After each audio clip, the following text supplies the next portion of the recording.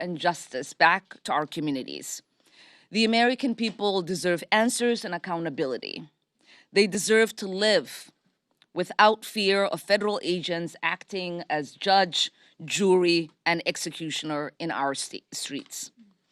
And so today, I am glad to announce that the Congressional Progressive Caucus has adopted an official position to hold ICE accountable.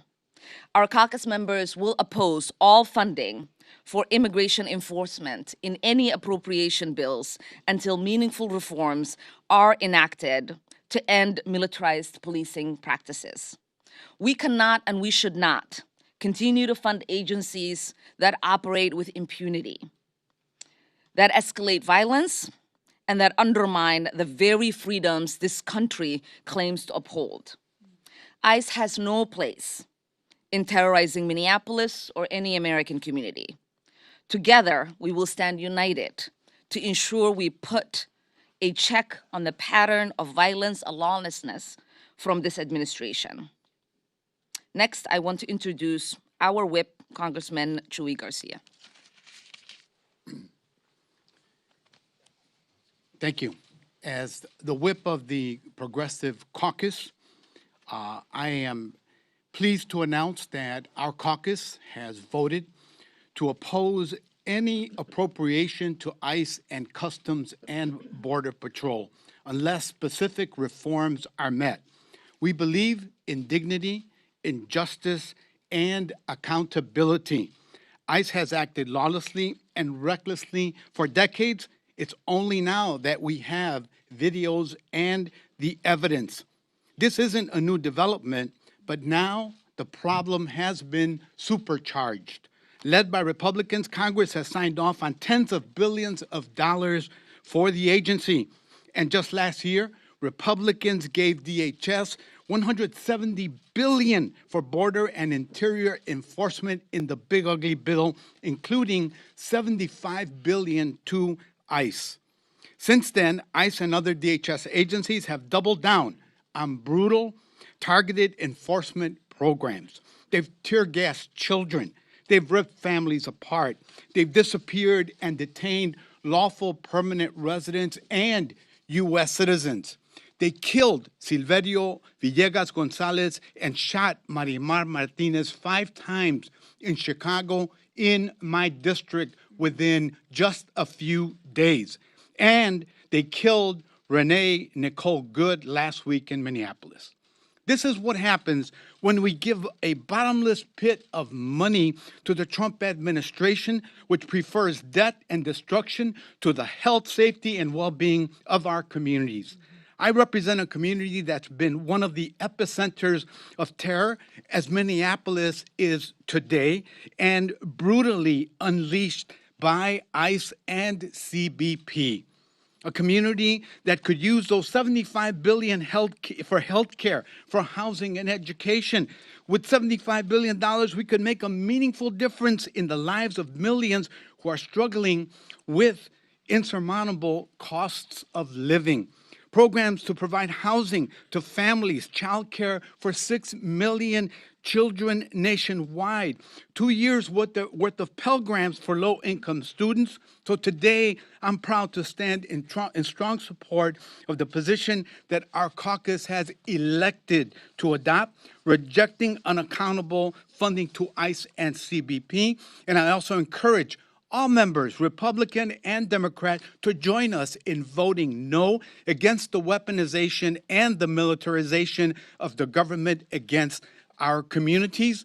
Vote no on government cover-ups and lies. No to giving more money to Kristi Noem and other DHS officials who spit in the face of congressional authority and public accountability. No to using taxpayers to fund terror, trauma, and death in our communities. No más. Insto a todos los miembros republicanos y demócratas a que se unan a nuestra bancada para votar no en contra del uso de las Fuerzas Armadas y la militarización del gobierno contra nuestras comunidades. Vote no contra los encubrimientos y las mentiras del gobierno, no a darle más dinero a Kristi Noem y a los otros funcionarios del Departamento de Seguridad Nacional que desprecian la autoridad del Congreso y la rendición de cuentas ante el público. No al usar de dinero de las contribuyentes para financiar el terror, el trauma y la muerte en nuestras comunidades. Ya basta. Next, I would like to introduce the ranking member of the Subcommittee on Immigration of the Judiciary Committee, Pramila Jayapal. Thank you so much, Representative Garcia, and thank you so much, Chair Omar, for your incredible leadership and courage in this moment, and to all of the members of the Progressive Caucus for taking a very strong, bold, and necessary position on appropriations. We cannot continue with business as usual as immigration agents tear gas peaceful protesters, ram down the doors of residents in Minnesota and across the country, as they round up U.S. citizens, as they strip our rights one by one. Last week, we all watched in horror as an ICE agent killed Renee Nicole Good in the streets of Minneapolis. She is not the first person to die at the hands of a rogue agency. And nothing we say or do can bring back Renee or any of these other individuals. But we can demand change in their memory. We have to urgently pass legislation to roll back the excessive funding for immigration enforcement that was in the Republicans' Big Bad Betrayal bill. And we cannot support additional funding for the Department of Homeland Security without seriously meaningful and significant reforms to the way that federal authorities conduct activity in our cities, our communities, and our neighborhoods. No more masked agents. No more ramming down our neighbors' doors without a warrant. No more threatening and intimidating the American people from exercising their First Amendment rights. They must end detention abuses by immediately ceasing the use of private for-profit detention centers. 35 people have already died in ICE custody just since Donald Trump came in. As the ranking member of the Immigration Subcommittee, I get a notice every time an official death, and that's just the official deaths, are recorded. And there are reports that people are being forced to sleep on the floor with cockroaches, fed food with maggots in it, and had medical care withheld. Anything for these private facilities to save a buck. And there must be independent investigations of lawlessness and violence by immigration agents and Border Patrol agents, and meaningful consequences for those who commit these acts of violence. Not a slap on the wrist, no impunity given to these officers to do whatever they want on our streets and just sent back out into the streets. This Friday, we will be conducting our 6th hearing of the Immigration Subcommittee Democrats in Minneapolis, St. Paul, with Representative Omar and the Minnesota delegation. And we will hear from people who have been directly impacted, and we will continue to demand accountability, because that is the thing that the American people want, and it is absolutely what we must do today. With that, let me introduce the incredible representative from the state of Illinois, Representative Delia Ramirez. Thank you, Congresswoman. You know, as you're hearing my colleagues talk about what's happening in the streets, I really want to encourage you not to normalize this moment. You've heard a lot of what's happening over and over and over. And it's really easy for you to hear abduction, kidnapping, killing, beating, dying in detention. And if you hear it so much, at some point, perhaps, it may feel normal. None of this is normal. It's unconscionable. For the last year, Chicagoans and our neighbors across the country have been dragged, disappeared, beaten, abused, kidnapped, shot, murdered in front of their very own loved ones. And as Americans watch the violence and the indignity on their phones, on television, they've come to understand what so many of us already know. that the Department of Homeland Security is a threat to our collective safety. But I want to be clear. What is happening today in our communities, whether it's Minneapolis, Chicago, Oregon, North Carolina, LA, New York, New Orleans, and the list goes on, it's not an accident, nor is it new. You may be surprised by what I'm about to say, but DHS immigration agents, they're not rogue. Why? Because from its establishment, DHS and ICE has been empowered through a lack of oversight and too much latitude to violate our rights under the pretense of security and safety. Who is feeling secure and safe right now under the Department of Homeland Security? On January 7th in Minneapolis, Americans saw the danger of infusing unlimited resources into DHS's abuses of power. ICE shot U.S. citizen Renee Nicole Good in the face. But many of us have been talking about what's happening for a very long time.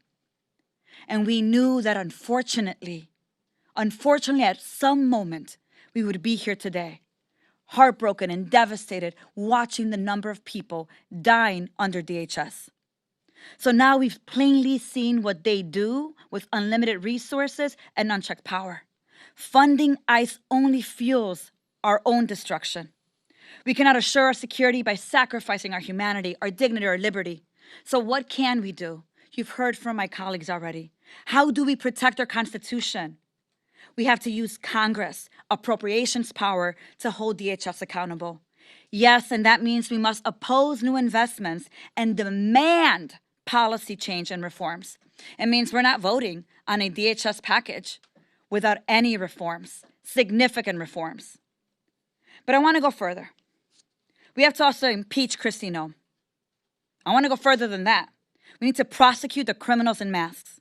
We need to cut and claw back ICE's funding as natural consequences for DHS's disregard for the rule of law and violations of our rights. We have to use every single tool, including the power of the purse, to end the campaign of terror, because we brought ICE into this world. And we have a responsibility to decide what we do with it after. Let me just say a few added words in Spanish.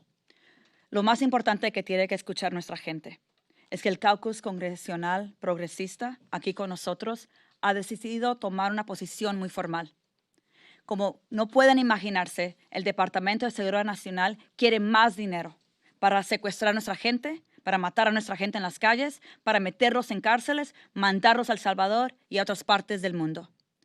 El Congreso aquí, el Caucus Progresista Congresional, ha decidido que no votaremos por ninguna legislación que tenga más dinero para ICE, para el Departamento de Seguridad Nacional, que incluye también CBP, sino vemos reformas con contabilidad que sea en verdad concreto. Es muy importante que en este momento usemos todo lo que tenemos en nuestro poder para hacerlos a ellos contable, y con este grupo aquí lo haremos. Muchas gracias. Con eso es mi gusto introducir. It is my pleasure to introduce to you. I'm Spanglishing it right now. I know the president will love that. The one, the only, our champion for immigrant rights in Florida, Maxwell Frost. Thank you so much, Delia. Good afternoon. I'm Congressman Maxwell Alejandro Frost. I represent Central Florida in my town of Orlando here in Washington, D.C. Today, I want to speak about the choices Congress faces in the upcoming appropriations bills, the responsibility that we have on funding decisions that we make. And I'm very proud of the Congressional Progressive Caucus for taking this principled stance, because the one thing that we can do that no one else in the communities that we represent can do is walk onto that House floor and cast the ballot and cast the vote.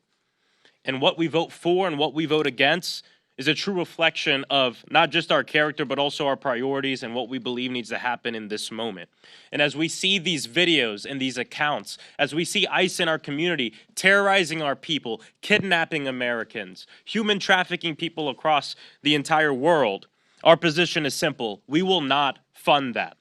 We say no to funding for any DHS appropriations bill as long as our people will continue to be killed in detention facilities, on our streets, in our communities, as long as this lawlessness continues. And this position is grounded in the reality of what's happening right now. 32 people have died in ICE custody in 2025. In 2025 alone. The agency's deadliest year in more than 2 decades. And in case after case, families and attorneys pleaded for basic medical care. Their loved ones died after being denied the treatment that they needed. In December alone, 6 people died in detention facilities. The pattern is accelerating, not improving. And just last week, Renee Nicole Good was shot, killed, murdered by an ICE agent in Minneapolis. She was a mother, a partner, a neighbor, a poet, a member of her community, and her death was preventable, and it should have never happened. Our nation is at a critical inflection point. When immigration enforcement results in the loss of life, whether in a detention facility or in our communities, it exposes deep failure in oversight, use of force standards, and accountability mechanisms. Congress cannot look away. Continuing to write blank checks without demanding change only will allow these tragedies to continue, and to be honest, it also means that we are complicit. That is why we are calling for clear, enforceable guardrails, stronger limits on the use of force, independent investigation when harms occur. We cannot depend on this administration to police themselves, and an end to the enforcement practices that are terrorizing our communities. People should not be afraid to go to work, to take their kids to school, or to simply live in their own neighborhoods because of how immigration enforcement is carried out. But I'll be honest, without us doing this, we cannot depend on this administration to do anything. I mean, hell, if they didn't care when gunmen walked into our elementary schools and murdered children on the floor in cold blood as they were there to learn, why the hell would they care about Renee Good? If they don't care when people go into our synagogues and our temples, when people go into our churches and murder our people in the middle of the street just so the gun lobby can make more money, why would they care about the United States government doing the same thing to our people? That is why Congress must assert itself and step up. And the last thing I have to bring up is just the callousness of our leadership in the White House right now. That no matter what your political beliefs are, that an American died. She was murdered.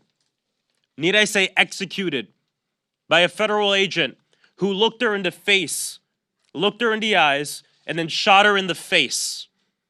And as her car turned into a casket and rolled away uncontrollably and hit a pole, he called her a fucking bitch.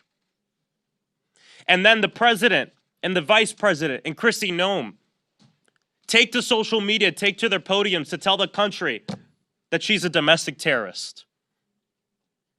And then my colleagues on the other side of the aisle have the audacity to take to social media, to take to the oversight committee to say, well, hold up. We got to let the process play out to know what happened.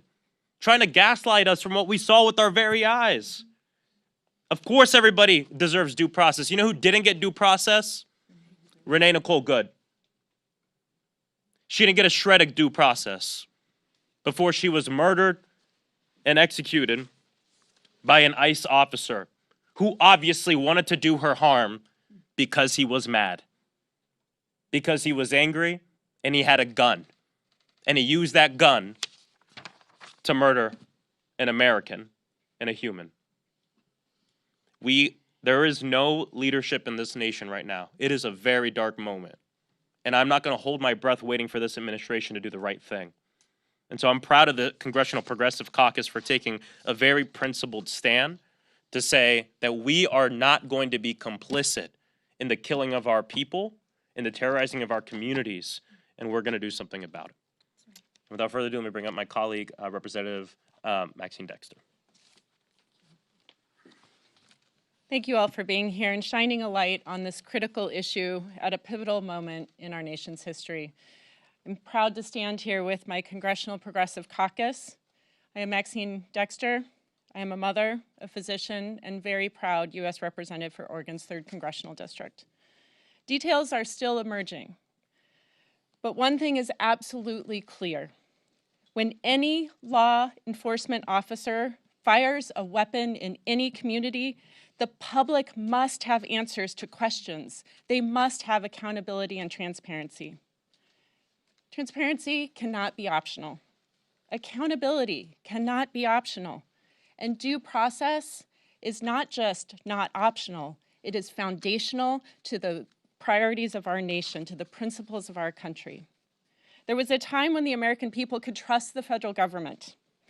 We could believe that they were upholding principles and our laws, and that they would share information based on facts, not spin or propaganda. That time has passed, folks. That's why I'm grateful to Oregon's Attorney General, who has launched an independent investigation to gather facts without political interference. This independent investigation is so critical because, as you have heard, there's a disturbing pattern across this country, from Portland to Minneapolis to Chicago, where masked federal agents act without fear of being accountable to the law. This impunity, this type of conduct, has led to U.S. citizens being detained and assaulted. It's led to wrongful deportations. And last week in Minneapolis, it led to the murder of a mother and a poet, Renee Nicole Good. We are here to say this is not normal. We are taking a stand against it, and we will stand against anyone who will not abide by the laws and the principles of our nation. The Congressional Progressive Caucus will oppose any appropriations bill that funds immigration enforcement without meaningful and actionable reforms that ensure transparency and accountability to the law. No blank checks, no business as usual. It is horrific that I must say this in the year 2026, but I will every single day until it is reality. Our communities deserve a federal government that is accountable to the law, that is committed to keeping them safe, that won't murder them in cold blood. Nothing else will do. Thank you. I yield back now to our Deputy Chief, or Director. Oh, sorry. Or something or other. I'd like to open it up for questions, and Ryan from NBC was first person to ask to. So please. Yeah, Kyle from NBC. I don't see Ryan. Just wanted to ask, have you had a chance to talk to Leader Jeffries yet about this position from the Progressive Caucus? Also, do you have confidence you'll be able to keep the full Democratic caucus united against DHS funding? We have had the opportunity to dialogue with him and with Democratic leadership. Democratic leadership understands what is going on. They are very concerned, and they also share our sentiment that we need to do something to bring reform, to bring change, to stop the lawlessness, the cruelty, and the abuse of power that's taking place within ICE and CBP and DHS. Yes, sir.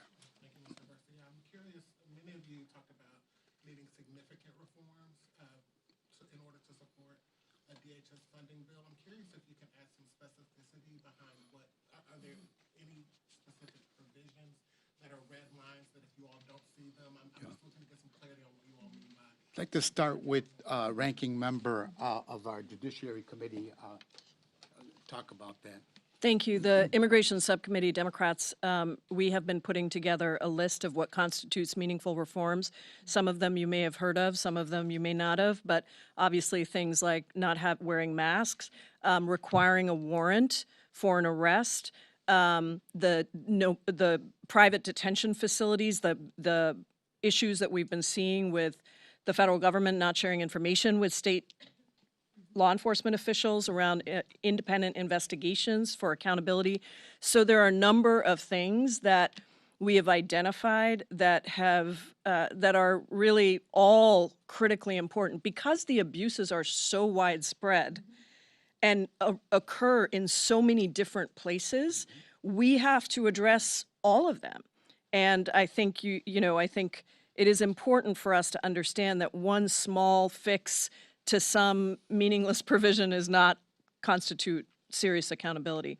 And I will say that the Judiciary Committee and Representative Garcia, critical member of that committee, we have turned, this is our second hearing, I'm going to go back right now, in Judiciary that has become a hearing on Minnesota, because every bill that they try to bring forward has nothing to do with the real issues that we are dealing with, but we have forced the Republicans on the committee, because every Democratic member has stood up and said, how can you watch this? We have played the videos. We've done frame-by-frame analysis We are not going to rest until we have that real accountability, and we will not vote for these appropriations bills that do not include that kind of significant reform and accountability. Let's go to this side. Yes, sir. How many Democrats do you anticipate will support your all's proposal to not support any ICE funding? I don't have a precise number on that, but we feel very strongly as a caucus. The vote was overwhelming, nearly unanimous, I believe.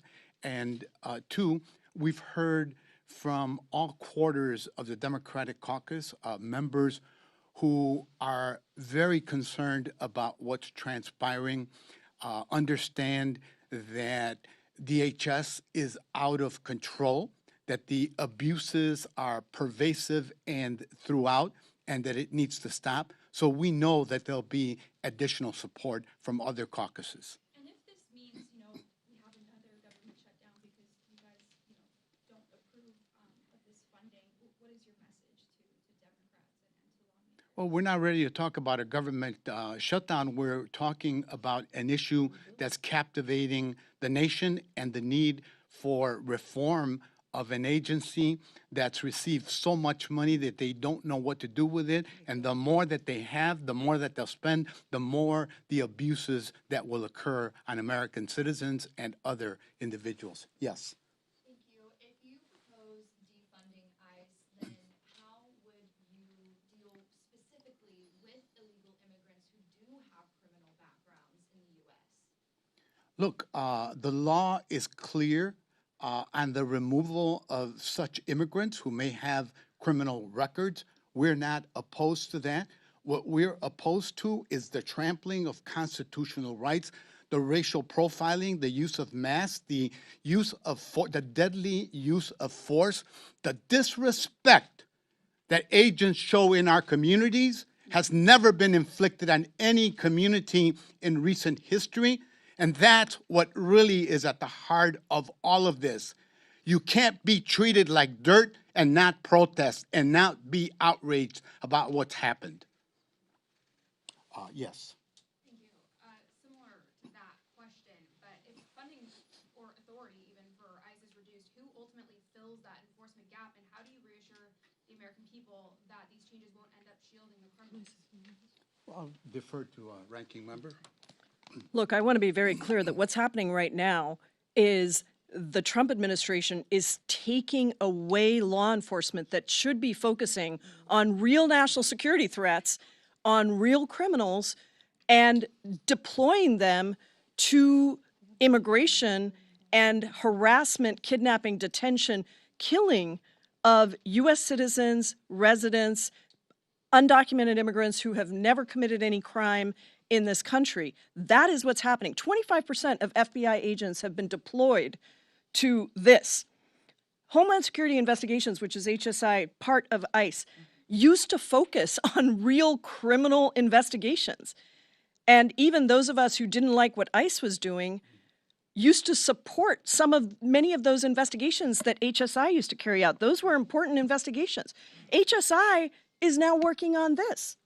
And you may have seen the news that the prosecutors who at the Department of Justice who are responsible for the so-called fraud investigation in Minnesota just stepped down and resigned because this is being used to go after immigration, go after people in the state of Minnesota just randomly.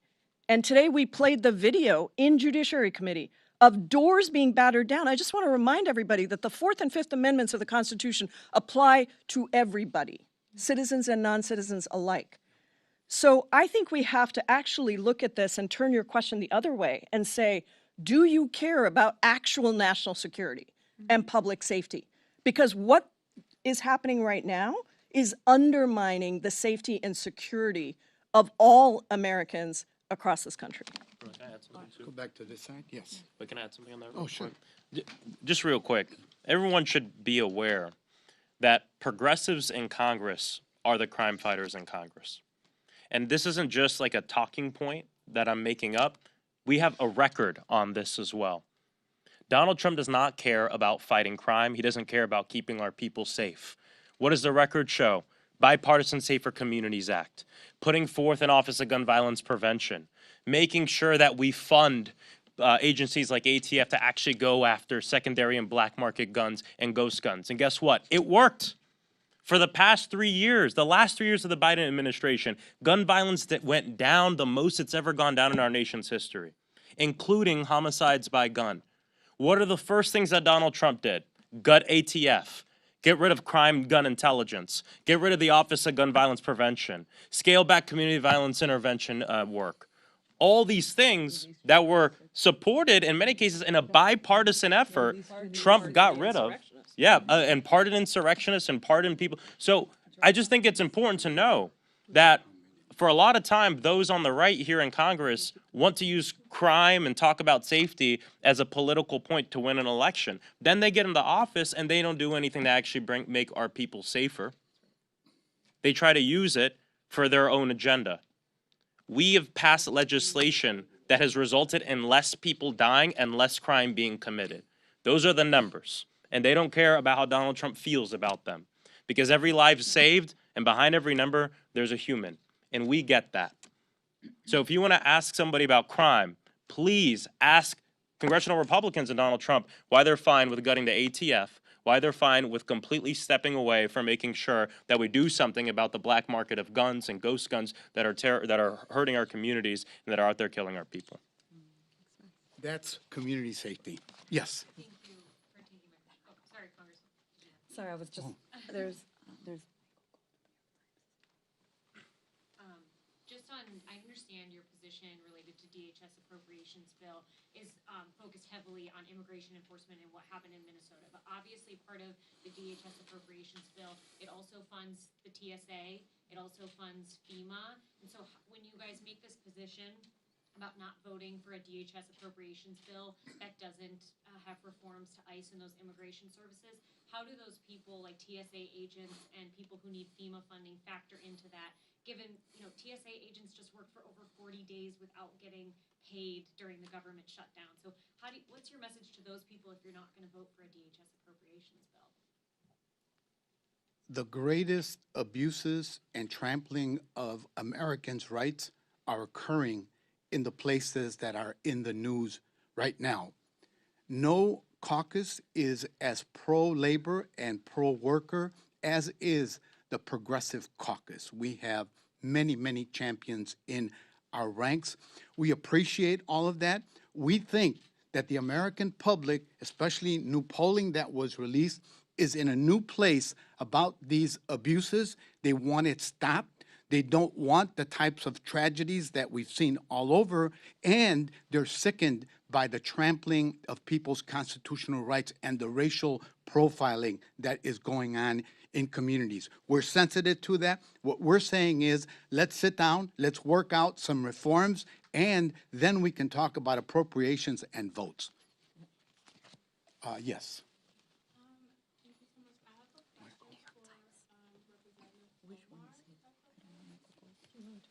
much. I have a question for Representative Sorry, sure. The question that I have, if you are, how are you coordinating with state and local officials in Minnesota to support affected communities in Minneapolis and St. Paul amidst these tragic events happening? I mean, we have our staff that is in the district doing the constant work of making sure our congressional delegation, obviously the Democratic congressional delegation from Minnesota, and our local communities are getting information that is necessary, but also taking that information and seeing ways in which we could be supportive. Thanks. I understand we have Michael from the New York Times here. Yeah, Yes. So much pressure now. I wanted to ask, so you guys are talking about attaching meaningful reform to an appropriations bill, but as I'm sure you know, Secretary Noem in a court filing on Saturday suggested the sheer amount of money that was given to DHS during that reconciliation bill exempts them from an existing oversight requirement appropriations. So how do you contend with that as you're pushing for meaningful reform on a spending bill that she's already suggesting she has enough money to work around? She doesn't need the money on it. You want to do it? Okay. Okay, first of all, it's a BS argument. And hopefully the court is going to say that. These, clearly, we have to spell things out even more than we have. But first of all, you can't make an argument that in that particular case of that detention set, that federal facility, that is a federal building, as I understand it, Representative Omar. And you can't suddenly say that that was only funded by the one big bad betrayal bill. So it's not, we don't think that's, we're in court around that. We don't think it's going to hold up. But what I would say is, why are Republicans refusing to have accountability for agents who go rogue? Why are they refusing to have an independent investigation into this? Why were they immediately out trying to classify what happened and lie about what happened and gaslight the American people who saw it with their own eyes?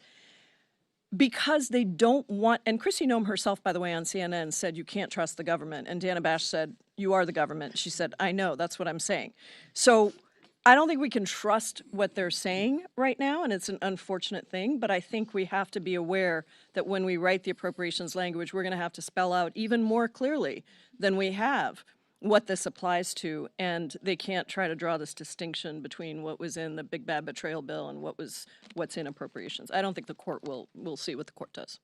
I also want to reiterate that two of the three shooting victims that have been in the news, the first one last summer at the end of June, Silverio Villegas, had just dropped his kids off from school. Same thing in Minneapolis. And the third one, the woman, my neighboring community, who was shot 5 times, Marimar, they also called her a domestic terrorist. The case fell apart. It was dismissed. They dropped the charges. They've used these labels on every single one of those instances, and that's reprehensible, unconscionable. Yes, sir.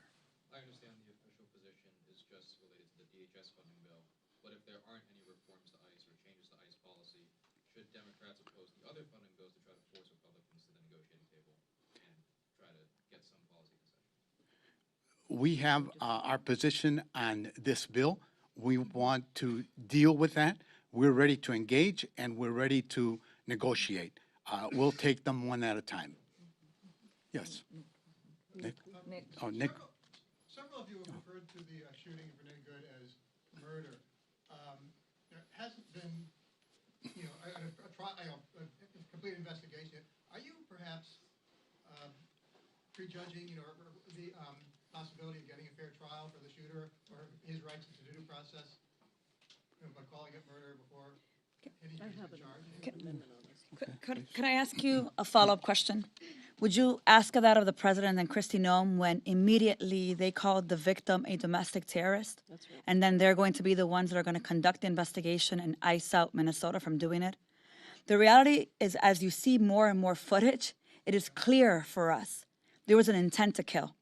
I just did an interview with BBC with a former ICE director under Donald Trump, and we talked about the number of shots, and he said, it doesn't matter the number of shots. He was trying to justify it. Yeah, the number of shots matter. There was an intent to kill. And then he went further and called her a fucking bitch. So I think we can go back and forth on that. What we are saying is we want to see an independent investigation. The public is demanding it. And for the sake of our own credibility as government officials, whether you're Republican or Democrat, that investigation has to happen, because that investigation has been denied for Silverio Villegas, Gonzalez, and others. And the time right now is now, and we have an appropriations process to hold them accountable with. And I will just say that the very first person that made a determination about this case was Kristi Noem. That's right. And then Donald Trump. That's right. So I introduced an amendment today on a judiciary bill to call for an independent investigation into this, because this is what our Republican colleagues kept saying last week during a hearing. We need an independent investigation. While at the same time, they were backing up the fact that the very institution that should be calling for an independent investigation from the beginning. Imagine how different this would have been if Kristi Noem and Donald Trump had immediately said, this is horrific, a U.S. citizen was killed, we've seen the video, it is extremely disturbing to us. We are immediately launching, in conjunction with state and law enforcement officials, an independent investigation into what happened. This whole thing would have, so I would just, I agree with Representative Ramirez. Ask the White House this question, because they are the ones that started this from the very beginning. We went back and forth in Judiciary last week with our Republican colleagues who wanted to analyze it. Great, let's have an independent investigation. They don't want it. They all voted against it today. Mr. Wu? Yeah, I wanted to ask, in recent days, some Democrats, Mr. Espaillat among them, have been talking about the need to terminate ICE altogether and rebuild it somehow. Again, is that a sentiment that you agree with, going beyond mere conditions for ICE? Nick, let me start, and members can feel free to chime in. I had never used the term abolish ICE until the last round of pounding that my neighborhood took when Greg Bobino and company showed up to terrorize our community. You know why I did it? Because my 8-year-old grandson, who is adopted, is terrified. All he wants to talk about is ICE. And when we drive around the neighborhood, is that ICE? Is that ICE? Is that ICE? Because my wife is terrified. And I, too, was sickened by the choppers flying overhead. I don't know if it was intentional, constantly hovering over my home in Little Village, while the terror that ICE was bringing to my community was all over the commercial strip of our neighborhood, Chicago's second magnificent mile in terms of commercial retail activity. That's when I said, we can never go back to normal. People will never understand that ICE is an agency of the government, that it has legitimacy because of all the violence that they have perpetrated, all the terror that they have sowed, and all the disrespect that they have demonstrated against the people that I represent in Congress. Thanks, everyone.